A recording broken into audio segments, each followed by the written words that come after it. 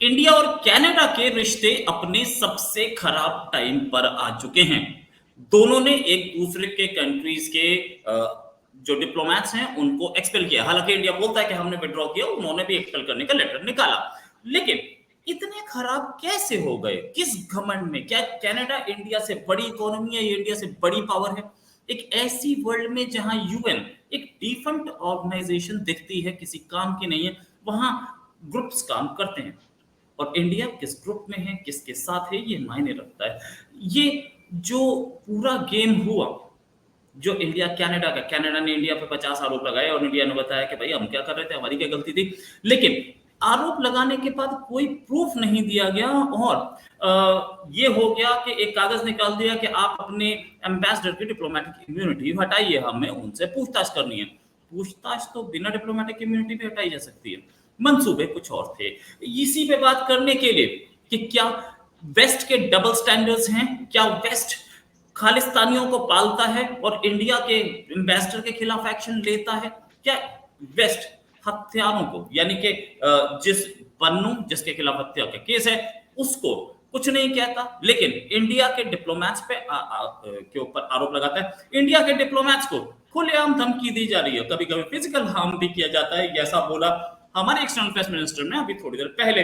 लेकिन ये भी बोला कि वो जो हमारे जो एम्बेसडर या हमारे जो डिप्लोमेट्स के खिलाफ जो सुपारियां निकल रही हैं कि इसको मार दो तो इतने पैसे दे देंगे, वो freedom of speech and expression में आता है। और अगर हम बोल दें कि एक्सटर्नल अफेयर्स मिनिस्ट्री से, साउथ ब्लॉक से, वहां से चार्ज अफेयर्स निकला कनाडा का और उसकी शक्ल लटकी हुई थी, तो हमारे खिलाफ वो चीखना शुरू कर देते हैं कि हम बदतमीजी कर रहे हैं। इसी पे बात करने के लिए हमारे साथ आदित्य सिंह कोठारी और मैं हूं रोहित शर्मा। आप देख रहे हैं India matters with Rohit Sharma. Aditya Singh Kothari Indic society के फाउंडर मेंबर हैं। ये वही इंडिक सोसाइटी है जो कि यूके में ऐसे ही प्रोपेगेंडा को एक्सपोज करती है। यानी कि इंडिया के खिलाफ जितना प्रोपेगेंडा किया जाता है, चाहे वो यूके हो या वो कनाडा हो या यूएसए हो, इसको इसको इसको डिसमेंटल करने के लिए कुछ देशभक्त वहां बैठे हैं। उन्हीं में से आदित्य सिंह कोठारी। आदित्य जी, बहुत बहुत स्वागत है आपका हमारे शो में। आदित्य जी, ये डबल स्टैंडर्ड्स किस सुपीरियोरिटी कॉम्प्लेक्स में आ रहे हैं? यूरोप के पास, अमेरिका के पास, कनाडा के पास? तो रोहित जी, अगर ये डुप्लिसिटी के बारे में और डबल स्टैंडर्ड्स के बारे में अगर हम बात करें तो हमें थोड़ा एक हिस्टोरिकल पर्सपेक्टिव भी इसमें लाना पड़ेगा।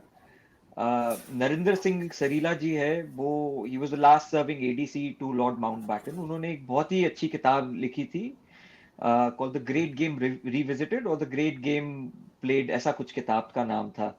अभी हाल ही में मेरे को याद नहीं आ रही, बट उसमें बेसिकली उन्होंने इसको दर्शाया था कि जो पाकिस्तान का जो क्रिएशन था वाज ऑन द प्रीटेक्स कि जो एंग्लो सैक्सन एंटरप्राइज है, जो एंग्लो अमेरिकन एंटरप्राइज है ब्रिटिश एंड अमेरिकन की, they wanted to create a buffer state to ensure that the Soviets do not get access to warm water ports, और इसकी वजह से उसकी क्रिएशन थी। तो वो जो ग्रेट गेम है वो आज भी कहीं ना कहीं आपको खेलता हुआ नजर आ रहा है, जहां पर हमारे जो क्रिमिनल्स हैं, हमारे जो एक्सट्रीमिस्ट है, हमारे जो सेसेशनिस्ट है, टेररिस्ट है, उनको पनाह बहुत आसानी से मिल जाती है वेस्ट में। और वहीं पर उनके जो टेररिस्ट है, उनके जो क्रिमिनल्स है, उनको हम भले टेररिस्ट और क्रिमिनल्स के हिसाब से डील करें। तो ये एक वेस्टर्न हिपोक्रेसी है, जहां पर कहते हैं ना कि आपका कुत्ता कुत्ता और हमारा कुत्ता टॉमी, वो अलग गेम खेली जा रही है।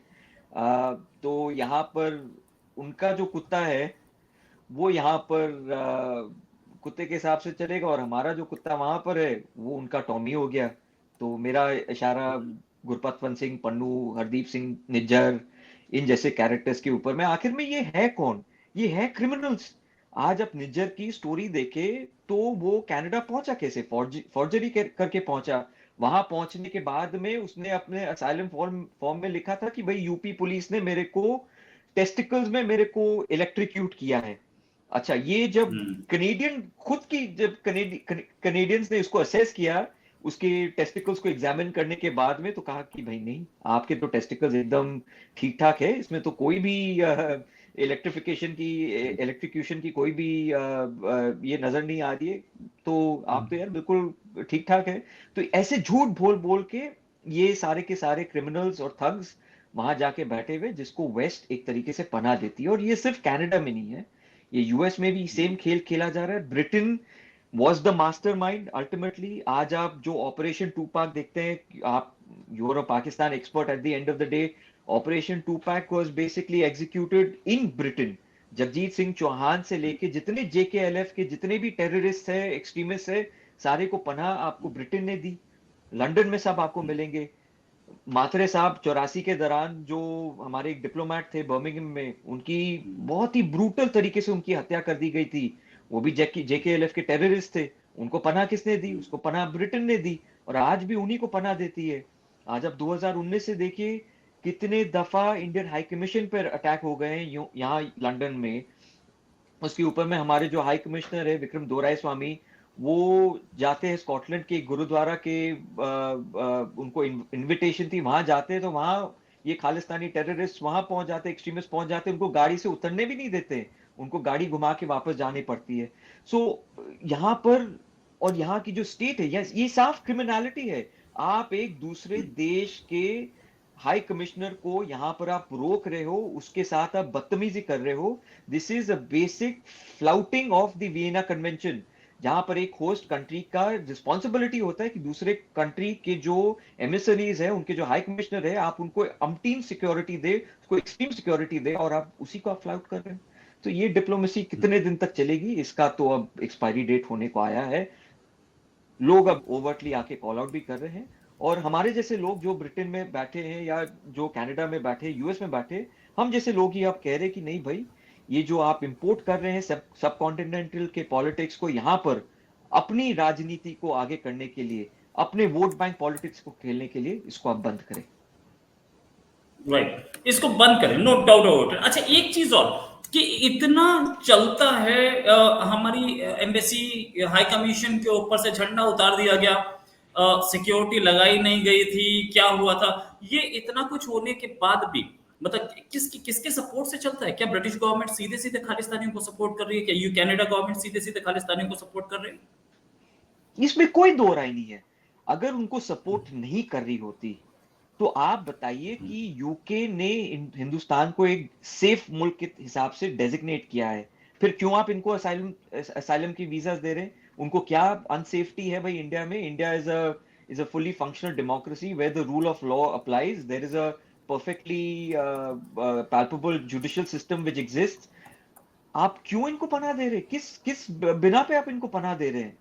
तो ये सब हार्ड सवाल, ये सब कंपेलिंग सवाल हमारे तौर से आगे पूछे नहीं जाते थे, अब ये पूछे जाने लगे हैं। तो अब इनके भी मुल्क के जो जर्नलिस्ट हैं, वो भी अब they are also asking these compelling questions.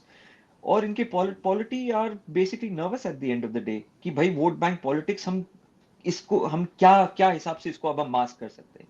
इतने दिन तो वहां यूएस में फर्स्ट अमेंडमेंट के हिसाब से इनको पनाह दी जाती थी कि भाई फ्रीडम ऑफ स्पीच है, ये हमारा फर्स्ट अमेंडमेंट है, इसको तो हम प्रोटेक्ट करेंगे।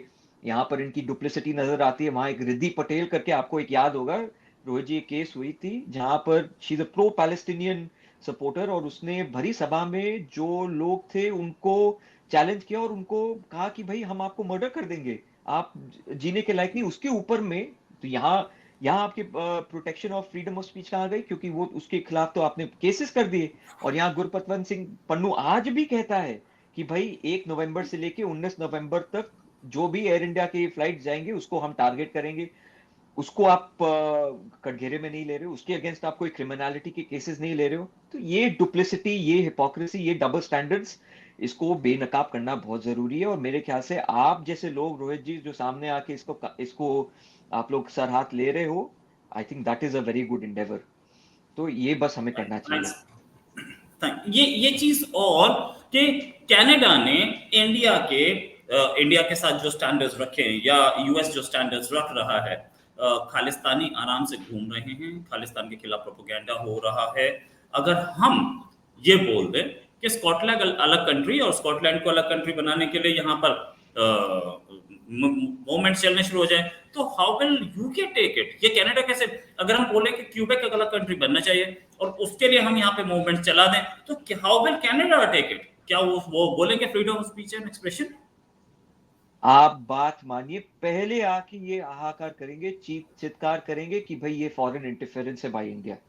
आज अगर मानिए कि जैसे यहाँ ब्रिटेन में इतने सारे यूनिवर्सिटीज है जहाँ पर सेपरेटिस्ट्स को, जैसे आपके मुजम्मिल आयूब ठाकुर है, जितने खालिस्तानी सेपरेटिस्ट है, उनको ये सारे यूनिवर्सिटीज प्लेटफॉर्म देती है आकर अपनी बातें रखने के लिए। मानिए कि कल को जादवपुर यूनिवर्सिटी या दिल्ली यूनिवर्सिटी के कोई भी कॉलेज में कोई स्कॉटिश इंडिपेंडेंस के लीडर या आईआरए के कोई लीडर को या फिर क्यूबेक मूवमेंट के किसी लीडर को आप अगर वहां पर प्लेटफॉर्म देते हैं, या टेक्सास से अगर आप किसी को प्लेटफॉर्म देते हैं, आप देखिए इनका रुख कैसा रहेगा। आपके ऊपर बिल्कुल ताबड़तोड़ करके ये उतरेंगे। तो यहाँ पर वेस्टर्न के साथ डील करने के लिए आई थिंक अभी जो हिंदुस्तान जिस जिस हिसाब से जा रहा है, एक तरीके से रेसिप्रोसिटी बहुत सही तरीके से जा रहा है, जहां पर आप देखिए कनाडा और US both have levelled similar allegations. Allegations बहुत सिमिलर है कि भाई आप फॉरेन इंटरफेरेंस कर रहे हो, पर जहां कनाडा के जो एलिगेशंस है वो बिल्कुल ही कोई प्रूफ के आधार पे नहीं है, कोई हार्ड ठोस सबूत के आधार पर नहीं है। वो कहते हैं ना, इंटेलिजेंस पे उन्होंने एक्ट किया। तो उनके साथ हिंदुस्तान जिस हिसाब से बर्ताव कर रहा है बिल्कुल सही है। You have to go absolutely hard at them because उनका पूरा केस डूबियस है। और वहीं पर यूएस जो एक केस इंजीनियर कर रहा है, मैन्युफैक्चर कर रहा है, बट मेटिकुलसली कर रहा है कि भाई विकास यादव नामक एक आपका रॉ रॉ का एक एजेंट था, और वो इंडिपेंडेंटली हो, पर उसने एक्ट किया है अगेंस्ट ए यूएस सिटीजन। उसके बकायदे इंडाइटमेंट दिए गए हैं, उसके चार्जशीट फाइल किए गए, उसके बकायदे प्रूफ्स दिए गए हैं। तो इंडिया भी फिर उसी हिसाब से रेसिप्रोकेट कर रहा है कि भाई जो नॉर्मल स्टैंडर्ड प्रोसीजर है कि भाई हम इन प्रूफ्स को हम एग्जामिन करेंगे, एग्जामिन करके हम देखेंगे कि भाई ये कोर्ट ऑफ लॉ में ये कोई इसका कोई वेरासिटी है कि नहीं, उसके बाद में हम इसके ऊपर एक्ट करेंगे। तो बकायदा उसी हिसाब से चल रहा है। तो दोनों के साथ जो एक तरीके से बर्ताव है आप देखेंगे बहुत ही अलग है, और बहुत ही एक तरीके से लेवल्ड है कि भाई उनके तरफ से, कनाडा के तरफ से जो एलिगेशंस आ रहे हैं वो बिल्कुल ही कोई सिर पैर के नहीं है। तो हमारे भी जो एलिगेशन जाएंगे, हमारे भी जो रिबटल्स जाएंगे वो उसी हिसाब से जाएंगे विद द सेम रेसिप्रोसिटी। और यहाँ यूएसए जो आ रहे एक मेटिकुलस, एक क्रेडिबल टाइम से आ रहे हैं, एक नोटिफिकेशन के हिसाब से आ रहे हैं, तो फिर हम नोटिफिकेशन के हिसाब से काम करेंगे। So I think that way Indian diplomacy has come a long way. हम बहुत अच्छा काम कर रहे हैं उस तौर पे। और मेरे ख्याल से जयशंकर जी का जो अभी हम और आप मिलके जो इंटरव्यू देखे उसमें तो ये बात को टेस्टिफाई करते ही है। राइट। अच्छा, एक चीज और, ये कनाडा जो है इंडिया से छोटी इकोनॉमी है, इंडिया से छोटी पावर है। यूएस यूके जो है वो खुद भी छोटी इकोनॉमी है, छोटी पावर है इंडिया से। कितनी बड़ी आर्मी है उसकी, 1.5 लाख की आर्मी, इंडिया की 14 लाख की आर्मी है, और नेवी भी उससे बड़ी है। ये सारी चीजें अगर हम देखें तो ये किस सुपीरियरिटी कॉम्प्लेक्स में है ये सब के सब? हम कॉलोनियल हैंगओवर जरूर कह सकते हैं इसे, कि भाई हम्म, कहते हैं ना कि वो राज चला गया पर तख्त का जो भूख है वो नहीं गया। तो अभी भी इन्हें लगता है कि भाई ये तख्त पे अभी भी आज बैठे हुए हैं। अम, और ये चलता रहेगा, ये जब तक वर्ल्ड ऑर्डर एक तरीके से वापस से रीडिफाइन नहीं होगा, ये चलता रहेगा।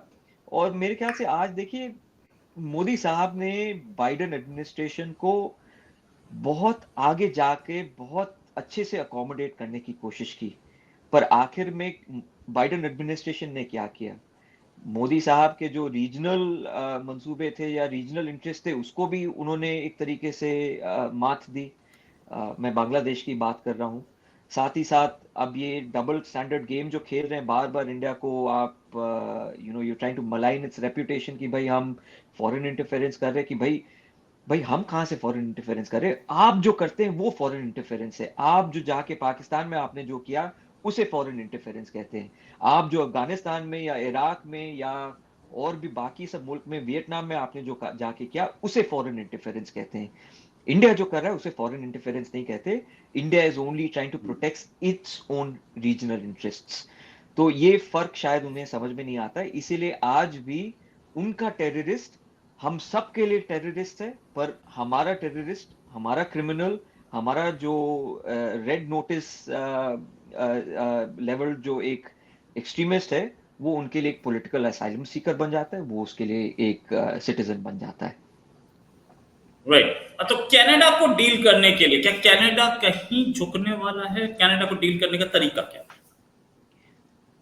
कनाडा खुद से तो नहीं मतलब हमारे तरफ हम तो उसको नहीं झुका सकते। Canada can only wake up when its collective society, its collective citizens go to the electoral ballot, और वो फिर कहते हैं कि भाई इस तरह की जो पॉलिटिक्स है, जो जस्टिन ट्रूडो जिस टाइप की पॉलिटिक्स खेल रहे हैं, वो हमें बिल्कुल ही कतई हमें मंजूर नहीं है।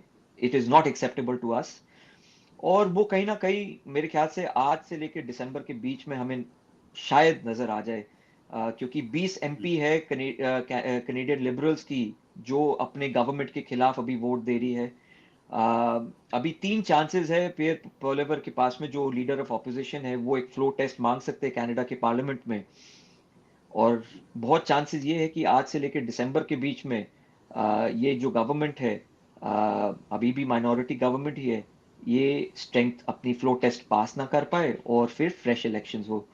फ्रेश इलेक्शंस होने के बाद एक कंजर्वेटिव गवर्नमेंट आए तो हम होप कर सकते हैं कि रिलेशंस थोड़े बेहतर होंगे, पर पूरी तरीके से बेहतर भी नहीं होंगे, क्योंकि हमें ये नहीं भूलना चाहिए कि कंजर्वेटिव्स भी उसी खालिस्तानी एलिमेंट्स को पैंडर करती है जो लिबरल्स करती है। जरूर कम तादाद में करती है, पर करती जरूर है, क्योंकि जो फंडिंग एलिमेंट है वो बहुत इंपॉर्टेंट है। खालिस्तानियों ने एक तरीके से अपने इंटरेस्ट ग्रुप्स को बहुत अच्छे से वहां पर बनाया है कनाडा में, जो सारे पॉलिटिकल पार्टीज को फंड करती है, चाहे वो कंजर्वेटिव्स हो, चाहे वो लिबरल्स हो, चाहे वो एनडीपी हो। जहां पर हिंदू, जो कि सिखों से ज्यादा तादाद में है, 3% की तादाद पे है, वो अपने इंटरेस्ट ग्रुप्स को बना नहीं सकी, इसीलिए कोई political party is not interested to pander to them. और इसीलिए सारे पॉलिटिकल पार्टीज इनकी तरफ जाते हैं, क्योंकि ये अपने पॉलिटिकल राइट्स को, अपने इलेक्शन राइट्स को बहुत बखूबी समझते हैं और बहुत बखूबी उसको एग्जीक्यूट करते हैं। Right.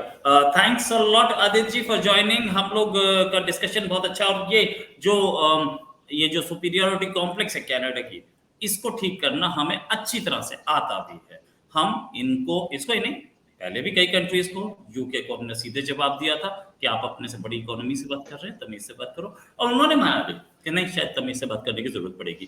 Colonial legacy is past. 80 साल पहले की बात हम नहीं कर सकते। Thanks a lot Aditya ji for joining. Nice discussion. हम जल्दी, उम्मीद है जल्दी डिस्कशन और करेंगे। नमस्कार, धन्यवाद। जरूर, शुक्रिया।